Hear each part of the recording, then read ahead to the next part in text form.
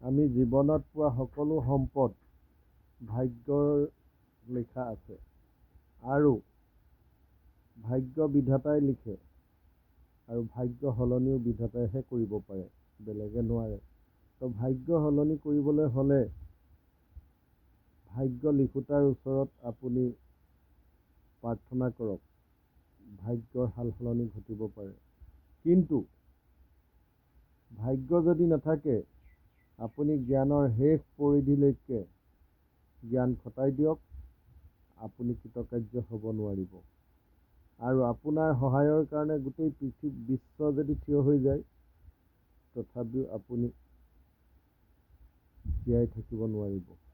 আৰু যেতিয়া আপোনাৰ ভাগ্যত থাকিব, তেতিয়া গোটেই পৃথিৱী যদি আপোনাৰ বিপৰীত দিশৰ পৰা আহি বাধা দিব বিচাৰে, তথাপিও আপোনাৰ ভাগ্যত থকাটো কোনেও ৰুধিব নোৱাৰিব। কথাষাৰ সহজ সৰল হয়, তাৰ এটা জ্বলন্ত নিদৰ্শন, এটা জ্বলন্ত উদাহৰণ মই নিজেই। আজি মই কেতিয়াবা চিন্তা কৰোঁ, মই কি নাজানো আৰু মই কি কৰা নাই। কথাষাৰ অলপ অহংকাৰজনিত যেন লাগিলেও কথাষাৰ সত্য হয়। কিয়নো মই কেতিয়াবা চিন্তা কৰোঁ, মই কোনটো বিষয় নাজানো। মই এইটো চিন্তা কৰি নাথাকোঁ যে মই কি কি জানো। উদাহৰণ কেইটামানে মই দিম। এডাল চিয়াহীকাৰ সি পোন পথেৰে দীৰ্ঘ দূৰত্ব অতিক্ৰম কৰিব পাৰে। কিয় পাৰে? চিয়াহীকাৰডালৰ উদ্দেশ্য আৰু লক্ষ্য কেৱল এটা স্থানলৈ যোৱা। আৰু চিয়াহীকাৰডালে এটা বিষয় এটা ছাইড লৈ যোৱাৰ কাৰণে আৰু সি যাব পাৰে। মই যদি লগত এসোপামান চিয়াহীকাৰডালৰ লগত যদি আৰু কিছুমান বস্তু বান্ধি দিয়া যায়, চিয়াহীকাৰডাল সেই জেগা পাবগৈ নোৱাৰে। তাৰ এটা জ্বলন্ত উদাহৰণ, যিকোনো মানুহে এটা বিষয় লৈ যদি গতি কৰে, সেই বিষয়টোত ছাকচেছ হোৱাৰ বহুত সম্ভাৱনা আছে। আৰু যদি অধিক জ্ঞান, অধিক বিষয়বস্তু সামৰি লয়, এই 50-60 বছৰ জীৱনকালত ওপৰলাই ইমানবিলাক কাম সামৰি যাবলৈ সামৰ্থ্যতা দিয়া নাই। আৰু যদি সামৰ্থ্যতা লৈ পাইছেও, তেওঁ গতি কৰেও, তেওঁ কিন্তু কোনো কামত স্পেচিয়েলিষ্ট হ'ব নোৱাৰিব বা অগ্ৰগামী হ'ব নোৱাৰিব। এটা উদাহৰণ, মই যেতিয়া সৰু আছিলোঁ, মই কাৰোবাক চাই স্কেচিং পেঞ্চিলেৰে আৰ্ট কৰি দিব পাৰিছিলোঁ। আৰু তাৰ পাছত মই কিছুমান খেল জানিছিলোঁ। 35 ফুট ওপৰৰ পৰা মাটিৰ তললৈ জঁপিয়াই পেলাই মোৰ হাত ভৰি নভঙাকৈ মই বহুত বাৰ তেনেকুৱা প্ৰেক্টিচ কৰি মই এটা ভাল ছাকচেছ হৈছিলোঁ। খেল ধেমালিতো মই তেনেকৈ হাই জাম্প, লং জাম্প আৰু মাৰাথান দৌৰ এইবিলাকত মই আগবাঢ়ি আছিলোঁ। কিক বক্সিঙতো মই ভাল মণিপুৰৰ কিছুমান শিক্ষক, তেনেকুৱা শিক্ষকবিলাকেও মোক কিক ল'ব নোৱাৰিছিলে। তাৰ পাছত মই গৈ পেলাই কি কৰিলোঁ, পৰিস্থিতিয়ে মোক ঘৰৰ পৰা বাহিৰ কৰি দিলে। মই সকলো বিষয়, কিছুমান বিষয়ত মই জড়িত হৈছিলোঁ, বহুতে জানে। আৰু সেই বিষয়বিলাকতো মই স্পেচিয়েলিষ্ট হ'ব নোৱাৰিলোঁ। চবৰে মোৰ নলেজ আছে, চব বিষয়তে মই জানো। মই এইটো ক'ব বিচৰা নাই যে মই বহুত জানো। আৰু তাৰ পাছত মই গৈ পেলাই স্কুল এখনত সোমালোঁ। মই নিজে আৰ্টছত পঢ়া BA, কিন্তু মই মেথছ পঢ়াইছিলোঁ, ইংলিছ মিডিয়াম স্কুলত মাষ্টৰ কৰি আছিলোঁ। তাৰ পাছত স্কুলৰ পৰা ওলাই মই একোৱেই নাজানো, কিন্তু এখন দলং ঠিকালৈ মই কৰি উলিয়াই দিছিলোঁ, শিলৰহাকো দলং, শিৱসাগৰ।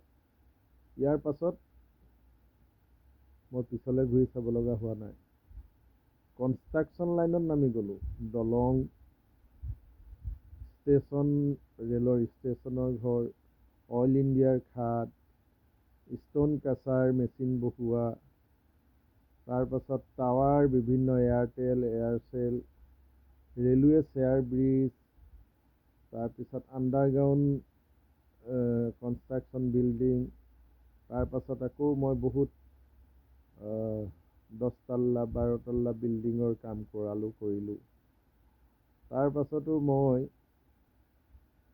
যি বিষয়ত যাওঁ মানে মোৰ বিষয় বাঢ়ি গৈ আছে তাৰপাছত চাচি বেপাৰ কৰোঁ চন্দন বেপাৰ কৰোঁ বগা চন্দন যিটো বৈধ তাৰপাছত পুলি ব্যৱসায় মুঠতে ব্যৱসায় শাক পাচলি ব্যৱসায় তাৰমানে যিয়ে হওক যিটো বিষয়ে কথা পাতক মই অংশ ল'ব পাৰিম কথা বতৰাত অকল অংশ লোৱাই নহয় মই সেই বিষয়ত মই 60% মোৰ নলেজ আছে কিন্তু মই গম পালোঁ যে মই আজি আৰ্টছত পঢ়ি অল ছাবজেক্ট টিউশ্যন কৰোঁ তাৰমানে কি অল ছাবজেক্ট টিউশ্যন কৰিব পৰা মাষ্টৰজন কি মাষ্টাৰ অফ অল মানে মোৰ ওচৰলৈ যদি কোনোবাই প্ৰজেক্ট বনাবলৈ লৈ আহে উচ্চ কলেজৰ কিছুমান প্ৰজেক্টটো মোৰ হাতলৈ আহে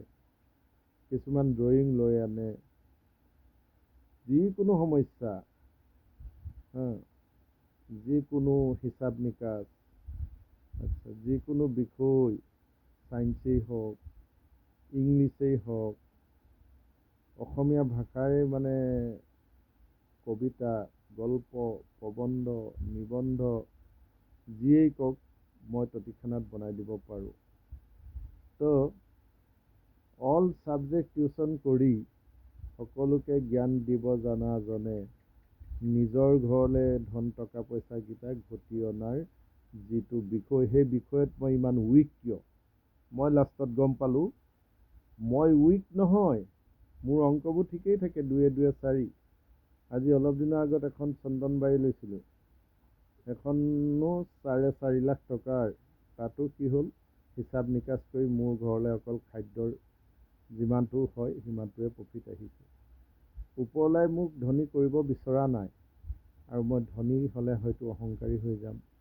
ধনী হ'লে হয়তো মই কিছুমান কাম নকৰিম কাৰোবাৰ বিল্ডিং বনাবলৈ নাযাম মই হয়তো আৰাম এচৰ চিন্তা কৰিম সেইকাৰণে ওপৰলাই মোক এটা লিমিট ছাৰ্ভিচ কৰোৱাবৰ কাৰণে মই যিমান ডাঙৰ কাম ল'লোঁ এয়াৰপৰ্ট বনাবলৈ গ'লোঁ হলঙি এয়াৰপৰ্ট ইটানগৰৰ ওচৰত 285 জন মজদুৰ লৈ কাম কৰিব গ'লোঁ কিন্তু মোৰ ৰিজাল্ট মোৰ ঘৰৰ ৰেচনটো মই 4 জন কেবিনেট মিনিষ্টাৰৰ কাম কৰিছিলোঁ অৰুণাচলৰ আৰু আটাইকেইজনৰ কামৰ ফাৰ্ম মোৰ মানে এটা কামৰ পৰা ইটো কামলৈ যাবলৈ মোৰ কম হিচাপত সময় 2 মাহ 3 মাহৰ মূৰতহে পাওঁহি 30-40টা ছাইডত মই কমচে কম 400-500 মজদুৰ লগাই মই কাম চলাই থাকোঁ কিন্তু মই গম পালোঁ মোৰ ভাগ্যত যদি 1 লিটাৰ গাখীৰ আছে আৰু মই 100টা ড্ৰাম যদি পাতি দিওঁ তাতো 1 লিটাৰহে পৰিব 100 লিটাৰ ড্ৰাম ভৰি নাযায় তো মই ইমান কাম লৈও মই গম পালোঁ যে সেই আটাইখিনি পইচা কাটকুট কৰি অকল যিটো হ'লে মোৰ ঘৰখন চলে সেই পইচাটোহে আহে এতিয়া মই সম্পূৰ্ণ এটা গম পালোঁ যে ধন টকা পইচা যিয়েই হওক ভাগ্য উপেক্ষা কৰি কোনেও ঘটিব নোৱাৰে আৰু ভাগ্যত যাৰ আছে তাক ওপৰলাই বহুৱাইও নেৰাখে মোৰ ভাগ্যত যদি 1 কোটি আছে মোক তেনেকুৱা জ্ঞান দিব তেনেকুৱা প্লেটফৰ্ম দিব তেনেকুৱা লগ দিব তেনেকুৱা ফিল্ড দিব আৰু মই তেনেকুৱা নলেজ লৈ পেলাই মই কৰৌৰপতি হৈ যাম আৰু মোক যদি ওপৰলাই মৌলিক অভাৱসমূহ পূৰণ কৰিবৰ কাৰণে ৰাখিছে মই যিমানেই অংক কৰোঁ মোৰ মৌলিক অভাৱসমূহে পূৰণ হ'ব তো গতিকে জীৱনৰ এটা বহুত ডাঙৰ ৰহস্য ভাগ্যই লগ দিব লাগিব আৰু ভাগ্যই লগ দিবৰ কাৰণে ভাগ্য সলনি কৰিবৰ কাৰণে ওপৰলাক সন্তুষ্ট কৰিব লাগিব আৰু ওপৰলাক সন্তুষ্ট কৰিবৰ কাৰণে ওপৰলাই ভাল পোৱা কামবোৰ কৰিব লাগিব মই ওপৰলাই বেয়া পোৱা কামবোৰ কৰি আছোঁ আৰু ওপৰলাৰ ওচৰত বিচাৰি আছোঁ মোক ভাগ্য দিয়ক কেতিয়াও নিদিয়ে ওপৰলাই ভাল পোৱা কাম হ'ল মানৱ সেৱা কৰা ওপৰলাৰ অৰ্চনা কৰা মানৱ সেৱা কৰা আৰু বিশ্বজগতৰ জীৱ জন্তু যত যিমান আছে প্ৰত্যেকৰে প্ৰতি এটা ভাল মনোভাৱ ৰখা মানে এটা কুকুৰ ভোকত পৰি আছে তাক অকণমান খাদ্য দিয়া।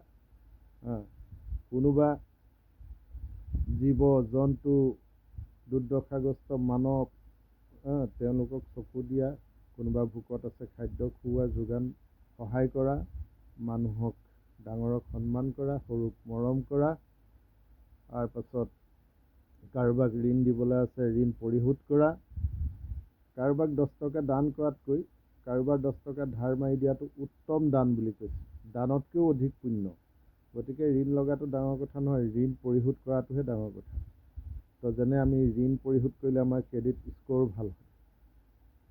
মই ধৰুৱা আৰু ধাৰ মাৰিলোঁ, মোৰ ক্ৰেডিট স্ক'ৰ কিয় ভাল হ'ব লাগিছিলে?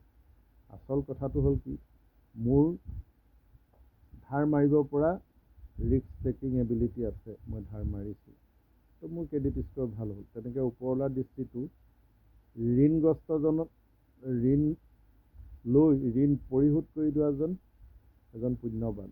তো গতিকে আমি ভাল কাম এইবিলাকেই, আনক কষ্ট নিদিয়া আৰু ভাল পথে পৰিচালিত হোৱা। তাৰ পাছত ওপৰৱালাক বিচৰা। ধন সম্পদ অধিক বিচাৰিবলৈ কোৱা নাই, কাৰণ ধন সম্পদে মানুহক অহংকাৰী কৰি দিয়ে, অকৰ্মণ্য কৰি দিয়ে। অধিক ধন সম্পদ যেতিয়া হৈ যায় মানুহ এজন, তেওঁৰ শৰীৰত লুকাই থকা প্ৰতিভাবোৰ মৃত হৈ যায়। যেনে মই এটা ঘৰ বনাব পৰা মোৰ কাম কৰাৰ প্ৰতিভা আছে, মোক যদি ধনী বনাই দিয়ে মই ক'ত সেইখিনি কাম কৰিমগৈ। আৰু তেনেধৰণে প্ৰত্যেককে ওপৰলাই নিয়ন্ত্ৰণ কৰে। আৰু কাৰোবাৰ যদি ধনী হ'ব মন গৈছে, তেওঁ চিন্তা কৰক, ধনী হৈ পৃথিৱীত ছাকচেছ হ'ব নোৱাৰে।